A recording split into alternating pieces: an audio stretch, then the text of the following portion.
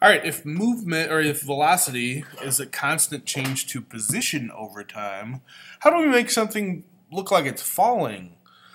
Well, if you've taken physics class, you may know that falling is acceleration. It's another name for acceleration. Gravity is just an accelerant.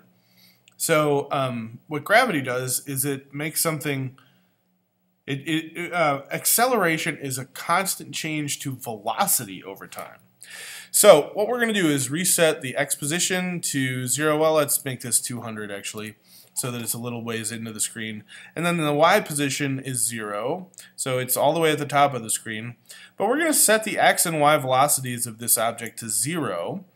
And then importantly, we're going to change the y acceleration to 1. Now, look at how easy that is, how little there is there. We just started at 200, 0, and there's no velocity, but there is some acceleration.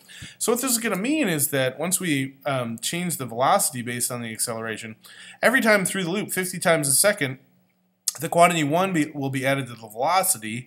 The velocity will be added to the position.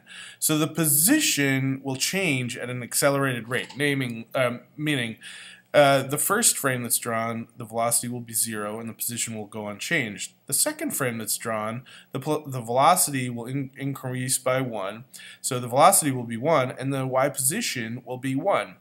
The third frame starts to get interesting because we again add 1 to the velocity. Now velocity is 2 and the y position changes by 2. So now instead of being at 1, it'll be at 3. Now again, it'll increase this by 1. This goes to 3. Now instead of going to 3, this goes to 6. So it's falling at an increasing rate.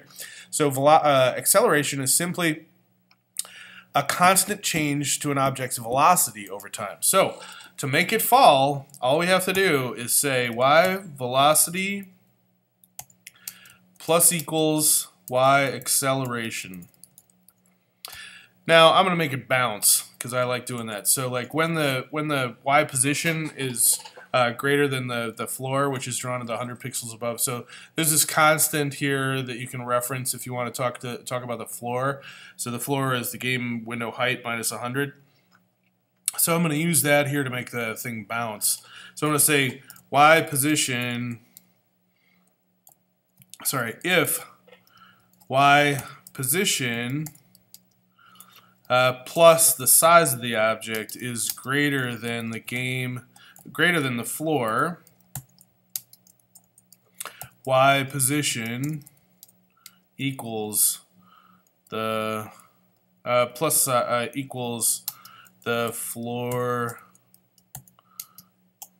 minus the size. Well, this was a little bit confusing, so let's do this differently. Floor minus size.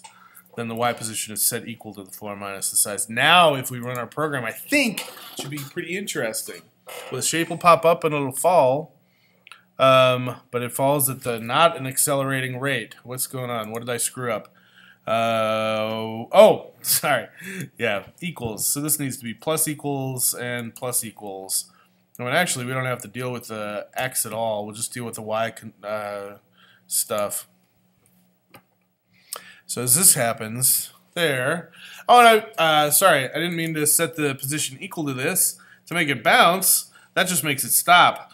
But to make it bounce, check this out. We want to set the y velocity to a negative value, meaning it's going back up the screen at like negative 20. How about that? So check it out.